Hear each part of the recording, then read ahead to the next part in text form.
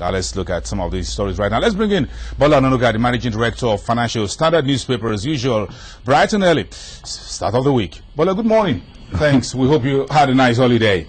Well, not too nice, but good, you know. All right. Thank you so much for being here. This morning, so let's look at Jonathan. We get in media reports that in about 2 hours from now, 12 o'clock local time, he's expected to name members of his cabinet. What do you think the shape of this cabinet will be? Then we'll talk about what will be his marching orders, as it were, to members of his team. Jonathan won't be naming any new cabinet. He's naming their portfolios in 2 hours' time. They'll be sworn in, and their portfolio will be revealed to Nigerians. By virtue of his sending the names of his ministerial appointees to the National Assembly, he has already named his cabinet. What he will be doing in 2-3 hours' time is just to name their portfolio individually. So what we expect is that he should also name his own agenda, not the agenda of Yar'Adua. We have written, we have spoken, Yar'Adua's 7-point agenda, none was achieved. So we expect him to just name only 2 agenda or agendums. And the 2 should be 1, stabilization of the power sector. 2, that will be the Niger Delta issue, because he's from there. He knows where the crunches are, where the problems are. So we expect that those are the 2 agenda he should pursue. Who do you think gets what in this sharing formula, as it were, in terms of cabinet position? For the critical sectors like petroleum, for example, finance. I look forward to Ajimogobia, and I have my reason for that. I don't know him, but from the objective point of view and as a media man, he's been there prior to this time under Yar'Adua. Now, this government is short-lived, if we can put it that way.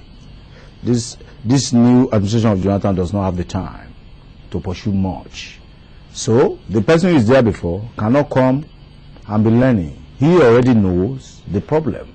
If you bring in any new person who is just coming to learn and be reading files, time will be gone, and it will be nothing to achieve.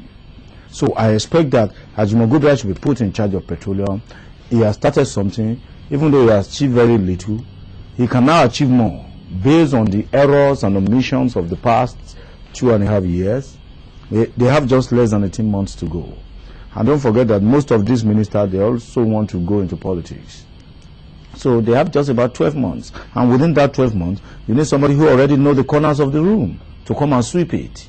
It's not somebody who is just bringing broom, brand new broom, to come and sweep where he didn't know where the debts are.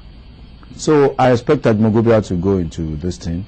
I also expect our brother, who came in from one of the best investment companies in the world, the Sachiman, to be the Minister for Finance. That will help that government a lot, because Okojo-Iweala also came with that kind of high-profile this thing, and she did some wonderful things. I mean, she was instrumental to our debt forgiveness issue, and how we were able to repay it with a quantum of forgiveness. So I think the guy from Sachi should be in charge of finance. But of course, I don't trust all those guys who are coming back as recycled beans. The likes of Babaola and all the rest, they are already used to the politics of Yar'Adua and the politics of PDP. Those are not the people.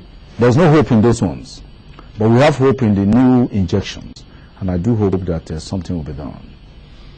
So what do you consider as should be Jonathan's economic agenda? Or in other words, once he makes those announcements and handed them their letters of appointment, as it were, what do you expect him to tell